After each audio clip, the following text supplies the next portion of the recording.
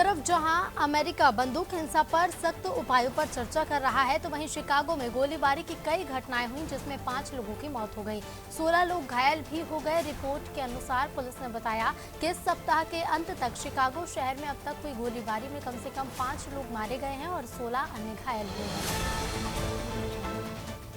पाकिस्तान में अपने नागरिकों पर हो रहे हमलों को लेकर चीन की नाराजगी खुलकर सामने आ गई है। चीन ने बीजिंग की यात्रा पर आए पाकिस्तान के सेना प्रमुख जनरल कमर जावेद बाजवा और अन्य शीर्ष सैन्य अधिकारियों के सामने ये मुद्दा उठाया। उसने बाजवा से कहा कि बलूचिस्तान में सीपीईसी के लिए काम करने वाले चीनी नागरिकों पर हमला रोका जाना चाहिए। पाकिस्तान तहरीक इंसाफ पार्टी के अध्यक्ष और पूर्व पीएम इमरान ने पाकिस्तान में अगला चुनाव जीतने के लिए शहबाज शरीफ की गठबंधन सरकार को चुनौती दी। एक रिपोर्ट के मुताबिक खान ने कहा कि मौजूदा गठबंधन सरकार के लिए अगला चुनाव जीतना संभव है। उन्होंने कहा कि सरकार के लिए चुनावी अभियान चलाना भी बहुत मुश्किल होगा। अफ्रीका में चीनी प्राइवेट मिलिट्री कंपनियों की मौजूदगी से मानव अधिकारों के उल्लंघन और अवैध गतिविधियों में वृद्धि के अलावा देश में बीजिंग का हस्तक्षेप बढ़ सकता है। चीन द्वारा अफ्रीका में पीएससी का इस्तेमाल सोची समझी रणनीति के तहत किया जा रहा है। ये जहां खुद को औपनिवेशिक शक्ति के रूप में देखे जाने से बचाने की चाल है। डेमोक्रेटिक प्रोग्रेसिव पार्टी के 4 बड़े नेताओं में से एक और प्रीमियर चांग ने कहा कि ताइवान चीन के लिए अपने दस्तावेज बंद नहीं करना चाहता और सद्भावना की भावना में शामिल होने को तैयार है, लेकिन समान स्तर पर और बिना किसी राजनीतिक पूर्व शर्त के ताइपे और बीजिंग के बीच संबंध जो कि लोकतांत्रिक रूप से ताइवान को क्षेत्र के रूप में दावा करते हैं। पाकिस्तान के पूर्व प्रधानमंत्री इमरान खान ने पाकिस्तान के चुनाव आयोग के एक आदेश को चुनौती देने के लिए देश के सुप्रीम कोर्ट का दरवाजा खटखटाया। इमरान ने पाकिस्तान के चुनाव आयोग के उस फैसले को चुनौती दी है जिसमें पार्टी के 20 असंतुष्ट नेताओं के खिलाफ अयोग्यता के मामले को खारिज कर दिया गया था। पाकिस्तान के पूर्व प्रधानमंत्री इमरान खान को सत्ता से बेदखल करने में अहम रोल निभाने वाले असेंबली सदस्यों की योग्यता का मामला एक बार फिर से तूल पकड़ता दिख रहा है। दगा देने वाले अपने पूर्व साथी सांसदों के खिलाफ अब खुद इमरान खान ने सुप्रीम कोर्ट का दरवाजा खटखटाया है।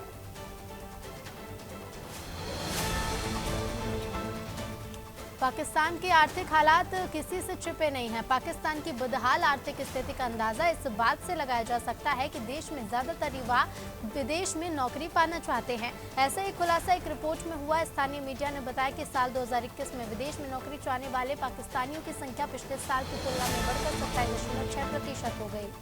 रूसी सेना ने यूक्रेन के पश्चिमी टर्नोपिल इलाके में क्रूज मिसाइल हमला कर अमेरिका और यूरोपीय देशों से मिले हथियारों को भंडार नष्ट कर दिया। यूक्रेन को ये विदेशी हथियार रूसी सेना के साथ चल रहे युद्ध में लड़ने के लिए दिए गए थे और इसी बीच पूर्वी लुहांस्क प्रांत के सिवेरोडोनेस्क शहर में सड़कों पर भीषण लड़ाई जारी है। अभूतपूर्व आर्थिक संकट का सामना कर रहे श्रीलंका सरकार अगले महीने से ईंधन वितरण के लिए नई व्यवस्था लागू करने की योजना बना रही है। इसके तहत पेट्रोल पंप पर उपभोक्ताओं का पंजीकरण किया जाएगा और उन्हें हर हफ्ते निश्चित मात्रा में ईंधन की आपूर्ति की जाएगी।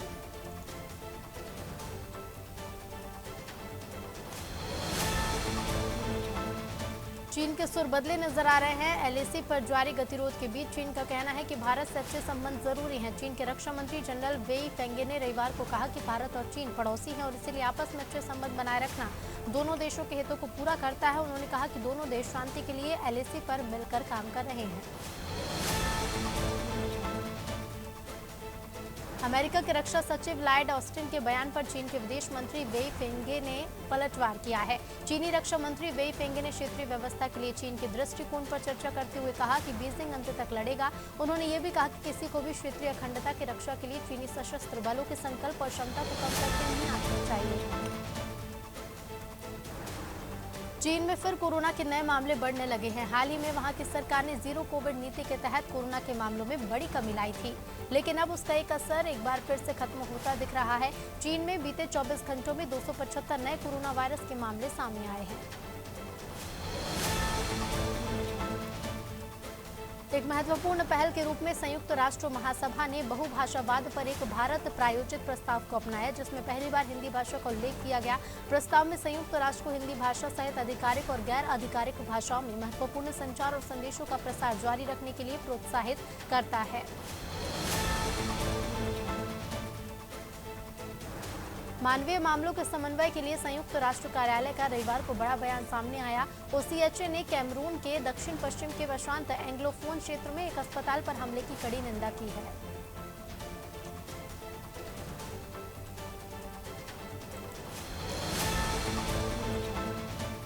निर्दोष लोगों और बच्चों पर गोलीबारी की घटनाओं से आज अमेरिका के हजारों लोगों ने राजधानी वॉशिंगटन समेत देश के तमाम शहरों में जुलूस निकालकर सरकार की बंदूक नीति पर विरोध जताया। उन्होंने कानून में ऐसे बदलाव की मांग की जिससे हथियारों के दुरुपयोग और हिंसा पर रोक लग सके।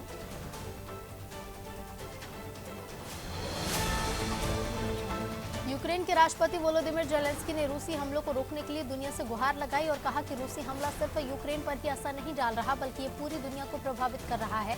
आने वाले समय में भी इसका गंभीर असर दिखाई देगा। यूक्रेन पर हो रहा ये हमला दुनिया की व्यवस्था बिगाड़ देगा।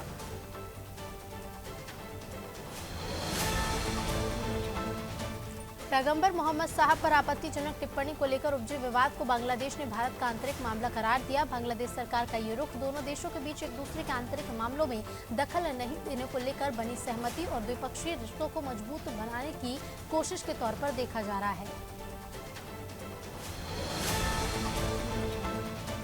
सुरक्षा परिषद में भारत की स्थायी सीट को लेकर एक बार फिर चर्चा गर्म है। ये भी चर्चा जोरों पर है कि इस मामले में क्या पाकिस्तान भारत का समर्थन करेगा और ऐसे में सवाल उठता है कि क्या पाकिस्तान सुरक्षा परिषद की स्थायी सीट के लिए भारत का समर्थन करने के लिए तैयार हो गया है।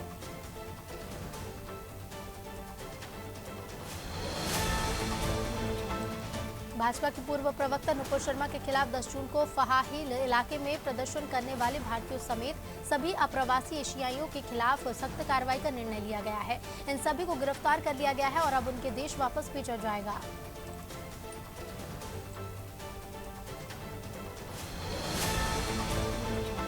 तिब्बत के झियांग में सोमवार सुबह 4:01 पर भूकंप के झटके महसूस किए गए। राष्ट्रीय भूकंप विज्ञान केंद्र के मुताबिक रिक्टर पैमाने पर भूकंप की तीव्रता 4.2 आंकी गई। इस दौरान किसी भी तरह की जानमाल के नुकसान की खबर नहीं है।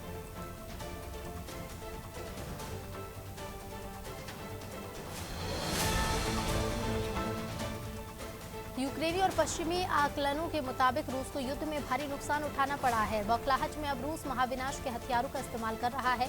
ब्रिटेन के रक्षा मंत्रालय ने बताया कि रूसी सेना भारी तबाही मचाने वाले घातक हथियारों का इस्तेमाल बढ़ाने की योजना बना रही है। रूस में ओमिक्रॉन का एक नया सब वेरिएंट मिला है जो अन्य वेरिएंट की तुलना में तेजी से फैलता है। BA.4 ओमिक्रॉन के अब तक पाए गए सब वेरिएंट के मुकाबले अधिक खतरनाक है। रूस में स्वास्थ्य विभाग के एक वरिष्ठ अधिकारी ने ये जानकारी साझा की है।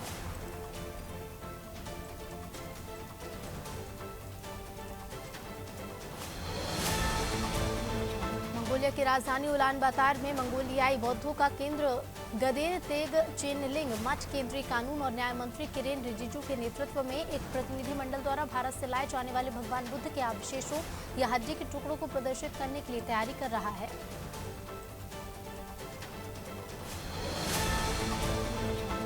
रूस यूक्रेन युद्ध की वजह से गुजरात का हीरा उद्योग में काम करने वाले लाखों श्रमिकों की आजीविका पर गंभीर संकट है। विशेष रूप से सौराष्ट्र क्षेत्र के ग्रामीण हिस्से में कार्यरत इकाइयां इससे अधिक प्रभावित हुई हैं।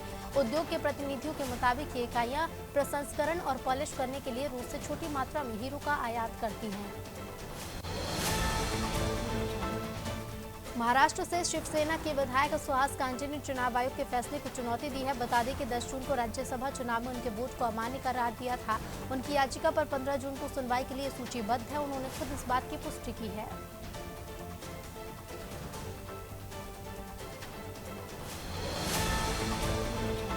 आंध्र प्रदेश में एक निजी बस के पलटने से 5 लोगों की मौत हो गई जबकि 7 लोग घायल हो गए। बस में कुल 60 यात्री सवार थे। बस ओडिशा के चिन्नापल्ली से विजयवाड़ा जा रही थी। हादसे की वजह चालक का वाहन पर से नियंत्रण खोना बताया जा रहा है।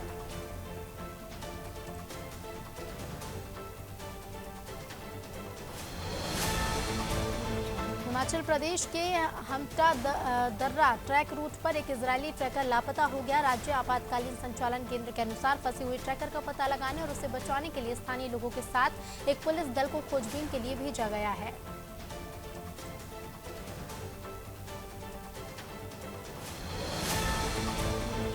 बेंगलुरु सिटी के ईस्ट डिवीजन के DCP doctor Bhimashankar S bullet ने श्रद्धा कपूर के भाई सिद्धांत कपूर की गिरफ्तारी की जानकारी दी है। उन्होंने कहा कि ड्रग्स लेने के मामले में सिद्धांत कपूर की जांच पॉजिटिव आई है।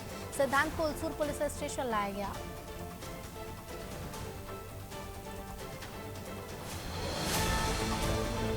राहुल गांधी की ईडी के सामने पेशी पर कांग्रेस नेता सचिन पायलट ने प्रतिक्रिया दी है। उन्होंने कहा कि हमने गांधीवादी और शांतिपूर्ण तरीके से एक मार्च निकालने की कोशिश की थी, लेकिन दिल्ली में अनुमति नहीं मिली। मुझे लगता है कि ये लोग जिस तरह से एजेंसी का दुरुपयोग कर रहे हैं वो जग जाहिर है।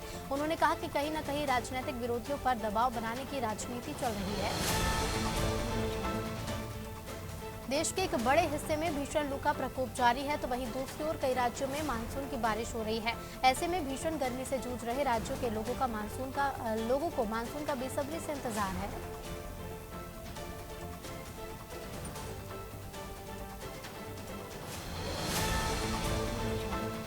देश में कोरोना के नए मामलों में गिरावट देखने को मिली है। बीते 24 घंटे में कोरोना के 8,084 मामले दर्ज किए गए हैं। हालांकि ये लगातार तीसरा दिन है जब कोरोना के 8,000 से ज्यादा मामले सामने आए।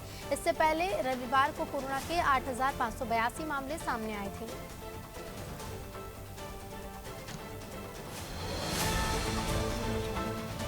कर्नाटक के मुख्यमंत्री बसवराज बोम्मई ने बेंगलुरु में कई विकास कार्यों का शुभारंभ किया। इस दौरान उन्होंने कहा कि शहर को दीर्घकालिक दृष्टि से योजनाबद्ध तरीके से विकसित किया जाएगा।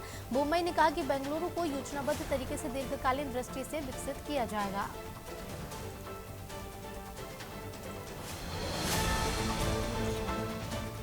पंजाबी गायक और कांग्रेस नेता सिद्धू मूसेवाला हत्याकांड के आरोपितों की गिरफ्तारी में लगी पुलिस को बड़ी कामयाबी हाथ लगी। इस हत्याकांड में शामिल संतोष यादव को पुणे, पंजाब और दिल्ली पुलिस की संयुक्त टीम ने गुजरात से गिरफ्तार किया है। यादव को उसके एक साथी नवनाथ सूर्यवंशी के साथ पकड़ा गया।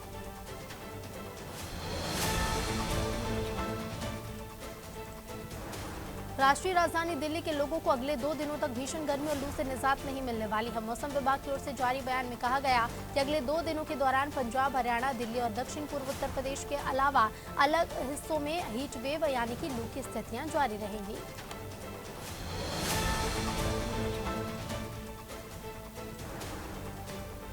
उत्तर भारत के राज्यों में पड़ने वाली तेज गर्मी और कोरोना के बाद अर्थव्यवस्था की पूरी तरह खुलने से इस साल देश में बिजली की मांग में रिकॉर्ड 40,000 से 45,000 मेगावाट प्रतिदिन की बढ़ोतरी हुई। बिजली मंत्री आर.के. सिंह ने कहा कि मोदी सरकार के 8 सालों के दौरान उत्पादन क्षमता में भारी वृद्धि, देश को एक ट्रांसमिशन ग्रिड में पिरोने और वितरण प्रणाली को मजबूत करने से आपूर्ति सुनिश्चित हो रही है। ऑनलाइन गेम पबजी में हार के बाद उसके दोस्तों द्वारा उसका मजाक उड़ाए जाने के बाद एक किशोर ने कथित तौर पर आत्महत्या कर ली। ये घटना रविवार को आंध्र प्रदेश के कृष्णा जिले के मछलीपट्टनम शहर की बताई जा रही है, जहां ऑनलाइन गेम हारने पर दोस्तों ने उसका मजाक उड़ाया और वो घर आया और कथित तौर पर छत के पंखे से लटक गया। भाजपा से निलंबित नुपुर शर्मा का मामला ठंडा होता नहीं दिख रहा है। अब महाराष्ट्र के भिवंडी से एक मुस्लिम युवक को गिरफ्तार किया गया। आरोप है कि युवक ने अपने सोशल मीडिया अकाउंट पर नुपुर शर्मा के समर्थन में पोस्ट किया था। उसने कहा था कि वो किसी धर्म विशेष का समर्थन नहीं करता। पुलिस ने बताया कि आरोपी युवक इंजीनियरिंग का छात्र है। उसकी पहचान साद अशफाक अंसारी के रूप में हुई है।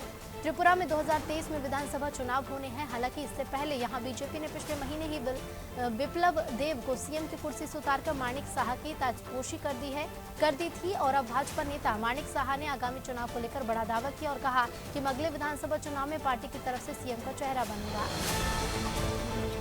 बरेली से खबर, जहां पीसीएस की परीक्षा शांतिपूर्ण संपन्न हुई। इसमें लगभग 15,000 परीक्षार्थी रजिस्टर्ड थे। इस क्रम में FR Islamia inter college Bareilly को भी केंद्र बनाया गया था, जिसमें 380 परीक्षार्थियों को परीक्षा देनी थी। इसमें से 216 परीक्षार्थी उपस्थित रहे। प्रधानाचार्य ने कहा कि लगभग 56% परीक्षार्थी उपस्थित रहे।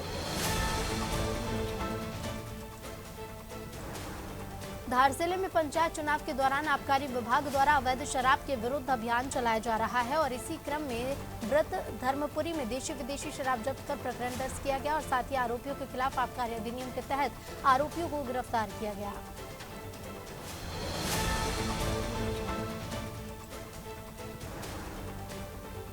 इंदौर की राजेंद्र नगर पुलिस ने डकैती की योजना में पकड़े गए बदमाशों में से एक फरार साथी को इख्तियार के साथ गिरफ्तार किया। पुलिस को सूचना मिली थी कि ये बदमाश घर पर आया हुआ है। इसके बाद पुलिस ने मौके पर घेराबंदी कर बदमाश को गिरफ्तार किया, जिसके पास से हथियार भी जब्त हुए हैं।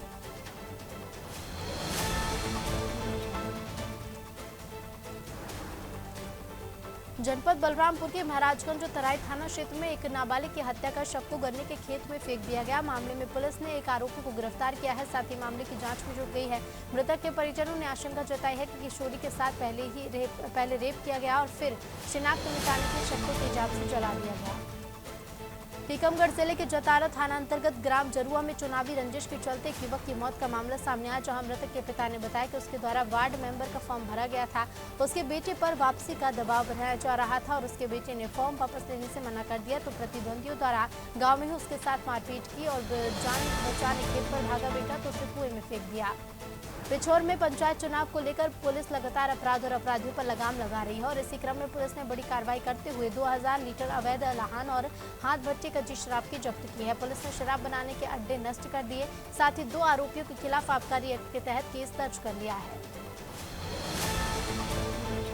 बीते शुक्रवार को जुम्मे की नमाज के बाद प्रयागराज के अटाला इलाके में जमकर उपद्रव हुआ था। मामले में पुलिस अब तक 92 से ज्यादा लोगों को गिरफ्तार कर चुकी है। पीजे का बुलडोजर घटना के मास्टरमाइंड जावेद मोहम्मद के घर पर चला। विकास प्राधिकरण की टीम 37 लोगों के इस अवैध मकान और दुकान को चिन्हित भी किया गया। इससे माना जा रहा है कि पीजे का बुलडोजर उपद्रवियों के घर दुकानों पर भी चलेगा। रायसेन में सुल्तानगंज के गोरखा गांव में 3 दोस्त नहाने के लिए घर के पास बने एक कुएं पर गए थे, जहां तीनों की कुएं में डूबने से मौत हो गई। घटना की जानकारी मिलते ही पुलिस पहुंची और पुलिस ने तीनों के शवों को पोस्टमार्टम के लिए भेजा है। फिलहाल पुलिस मामले की जांच कर रही है। घटना के बाद से मृतकों के परिवार में कोहराम मचा है।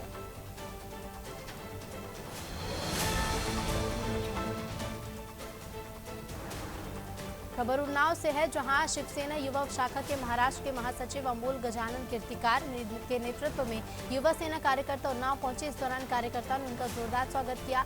जनरल सेक्रेटरी ने बताया कि रामलला के दर्शन के लिए उद्धव ठाकरे के बेटे आदित्य ठाकरे 1-2 दिनों में आने वाले हैं और इसी को लेकर महाराष्ट्र प्रदेश के महासचिव तैयारियों के सिलसिले में जिले पहुंचे थे। देश की जनता महंगाई और पेट्रोल डीजल के बढ़ते दामों से परेशान है। लोगों की परेशानी कम करने के लिए केंद्र सरकार ने तेल की कीमतों की एक्साइज ड्यूटी घटा दी है। इसके बाद राजस्थान की 2 तेल कंपनियों हिंदुस्तान पेट्रोलियम कॉर्पोरेशन लिमिटेड और भारत पेट्रोलियम कॉर्पोरेशन लिमिटेड ने घाटा कम करने के लिए तेल की राशनिंग शुरू कर दी है। और अयोध्या में 2 भीषण अग्निकांड हुए। यहां एक बैंक और 3 मंजिला होटल में आग लग गई। साहबगंज में एसबीआई की शाखा में सुबह आग लग गई, तो वहीं अग्निशमन विभाग की 2 गाड़ियों ने मौके पर पहुंचकर आग पर काबू पाया। एक अन्य घटना में होटल कनक पैलेस में आग लगी।